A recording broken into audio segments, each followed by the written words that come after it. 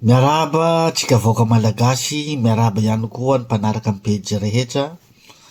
Nahatratra zao taom-baovao 2024 izao. Ingany hitondra fanambinana ho antsika isa-tokantrano tsirairay avy zao taona vaovao izao. Ohatrany anahy manokana moa tsy misy zany fety zany, réveillon zany ohatran'ny olon-drehetra fa ny asa de mifanohitra am'izany. Arakaraky ny fety zany no tena esana, no tena esako be ka zao vao tonga ato an-trano am'izao ora zao vao tonga ato an-trano avy niasa. Ny namahy ahy voalohany vao tonga tato an-trano de ny Nigeria, ny kabary sy lahateny zay nataon'ny filoha tao amin'ny televisionna malagasy androany. Ka eto de mitodika manokana aminao Andriamatoa Filoha sy ireo efadahy izay mpiara-miasa aminao, miarahaba anareo nahatratra zao taona 2024 zao. Miarahaba anao manokana ihany koa ianao sy ny ankonanao Andriamatoa Filoha mba ho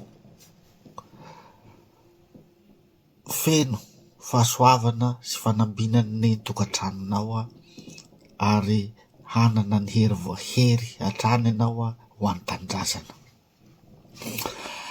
Foy nefa mafondra ny kabary zay nataon'ny filoha androany. Nisy ny jeritodika natao tamin'ny asa vita rehetra nanomboka nitondrany filoha ny firenena.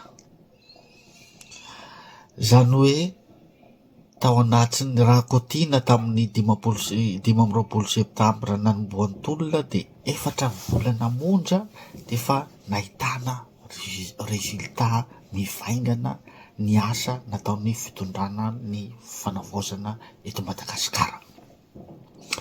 Ary asa zay anisany nampitaraina ny vahoaka malagasy, nampijaly ny vahoaka malagasy tao anatin'ny fotoana maro, 40 taona sa 50 taona, zay nahatonga ny fisian'ny tolona voalohana de ilay zo fototra zay tokony hiaina amin'ny jiro sy rano. Tao anatin'ny efa-bolana no namahana ny olana de na tsy voavaha 100 isan-drato aza fa raha 20 isan-drato de azo lazaina fa voavaha tanteraka ary mbola mitohy makany amin'ny fivahany 100 isan-drato. Midika zany fa asa ny zavatra nandengany fitondrana teo aloha tao anatin'ny 50 taona, nampanantenaina tsika vahoaka malagasy tao anatin'ny 40 taona, vita ny fitondrana fanavaozana tao anatin'ny efa-bolana monja. Ary mazava ho azy voapirofo zao fa tsy ny raharaha ny fiainan'ny malagasy mihitsiny ny fitondrana teo aloha, ka rariny dia rariny raha nitsoatra itsika vahoaka malagasy nampiala ny fitondrana, nala ny fitondrana teo aloha zay nampiany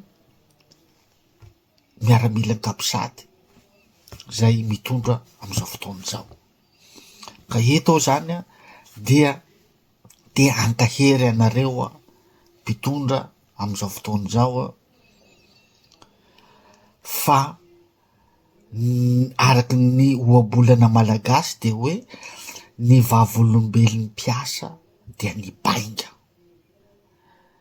Ny vavolombelon'ny mpiasa de ny bainga ary azon'ny malagasy raisina tanana ny pirofo fa nanatanteraka ny zavatra nampijaly anazy tao anatin'ny taona maromaro ianareo amin'ny fitondrana. Na misy ny mpanaratsy etseroa zay fa mazava fa mbola ny teo amin'ny fitondrana sy ny firongony no manao n'izany fanaratsiana zany. Na misy ny fanimbany zareo ny toe-tsaina malagasy de teheteny aho eto hoe tsy adala ny vahoaka malagasy mahita pirofo azo raisina tanana amin'ny zavatra iainany am'izao. Ka hoy aho hoe ataovy tanjaka sy hery ho anareo eo amin'ny fitondrana amizao reny fanaratsiana sy fanakorotanina etseroa reny fa ny malagasy, vahoaka malagasy de mahay mijery ary mahay manam-porofo.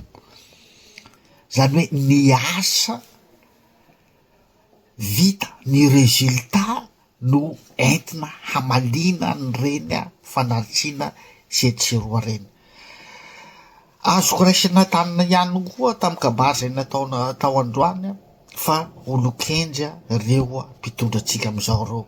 Fa raha kabary n'ilay raika laha teo aloha reny de fa voaresaka teo ny mpanohitra sy mitsikera. Efa fa nisy resaka hoe nalika mivovo teo raha mpitondra teo aloha, afa leo ivovo ny alika. Zany ny langazin'ny mpitondra teo aloha zany rehefa manao kabary politika sy amin'ny fitondrana firenena amin'ny vahoaka malagasy. Manam-porofo fa manana mpitondra manam-pahendrena isika vahoaka malagasy amizao. Ka zay no itenenako ety mankahery anareo mpitondra amizao ataovy ny fanompona ny tanindrazana, ataovy ny ezaka rehetra hoentina manova ny Madagasikara any amin'ny tena fanavaozana. Anisan'ny zavatra lehibe nafinaritra anahy tamin'ny kabary ny filohandroany dia ilay fitenenana hoe ilay fanovandravitra, satria zany anisan'ny zavatra nitakiko teto ihany koa, zany fanovandravitra zany. Tsy za rery ihany fa itsika vahoaka malagasy dia manirana zany fanovandravitra zany. Ka iny anisan'ny zava-dehibe mahavelom-panantenana zay no resahin'ny filoha androany. Ka tsy ataoko lava ny resaka eto fa engane mba ho Madagasikara vaovao amin'ity taona vaovao ty ary indrindrandrindra mba toe-tsaina vaovao no hananantsika malagasy amizao taona 2024 zay, satria averiko foana fa na eo aza ny resaka mpitondra sy ny mpitantana amin'ny firenena, ny toe-tsaintsika malagasy de anisany mampahantra atsika ihany koa, satria azo lazaina mbola mitsororoka ny toe-tsaintsika malagasy amizao fotoana zao. Ka izay toe-tsaina mitsororoka zay tsy makany amin'ny fitiavana tanindrazana mihitsiny fa le toe-tsaina mitsororoka de toe-tsaina mora andairan'ny lainga, toe-tsaina mora andairan'ny traho, toe-tsaina feno fankahalana. Ka mba hirariana tsika vahoaka malagasy mba hanana toe-tsaina vaovao toy ny amin'ny firenena mandroso rehetra, satria ny firenena mandroso rehetra de ny toe-tsaina miakatra foana. Ny tsika malagasy nefa midina foana toe-tsaina. Ka na inona ezika ataon'ny mpitondra eo fa raha vao ny toe-tsaintsika malagasy mihitsy zany tsy mifantoka amin'ny fitiavan-tanindrazana fa mifantoka amin'ny fankahalana sy mifantoka amin'ny resaka fiainoana trao sy fanaratsiana etseroa de tsy hisy fandrosoana hovanina zany mihitsy eto Madagasikara. Ka hofaranako ny resaka tao androany fa miraratsika rehetra hanao fety sambatra ry vahoaka malagasy. Mankasitraka tompoko.